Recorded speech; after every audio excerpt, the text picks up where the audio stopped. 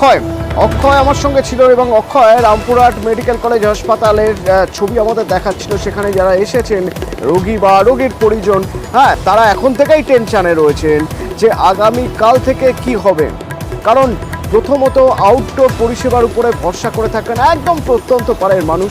তারা আসেন সরকারি হাসপাতালে বা মেডিকেল কলেজ। এই মেডিকেল কলেজ হয়ে যাওয়ার পর রামপুরহাট মেডিকেল কলেজে এখন রোগীর ভিড় আরও বেড়ে গিয়েছে। এবার এরা কাল থেকে যাবেন কোথায়, এই প্রশ্নই এখন সবার মধ্যে ঘুরে বেড়াচ্ছে।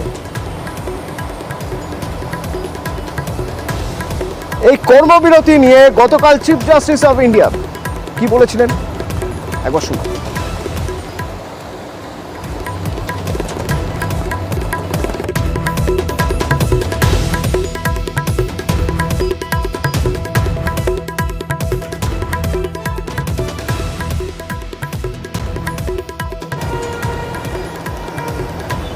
অক্ষয়, সরাসরি একটু তোমার সঙ্গে কথা বলে নি বা একটু যারা রয়েছেন তাদের সঙ্গে একবার কথা বলে নেওয়া যাক, জানা যাক তারা কি বলছেন বা কি ভাবছেন, কাল থেকে কি করবেন তারা।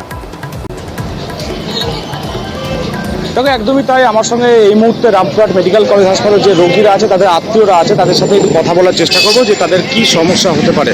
এই যে ধরুন জুনিয়র ডাক্তাররা যদি চিকিৎসা না করে কি সমস্যা হবে? আমাদের অনেক সমস্যা, প্রচুর সমস্যা। আমরা সমস্যার জন্য তো ওরা বসে আছি, বুঝলেন, আমাদের প্রচুর সমস্যা হচ্ছে। এই যে রুগী নিয়ে বসে আছি, এই যে হচ্ছে আমরা কোনো পরিষেবা পাচ্ছি না, আমরা কোনো সই পাচ্ছি না।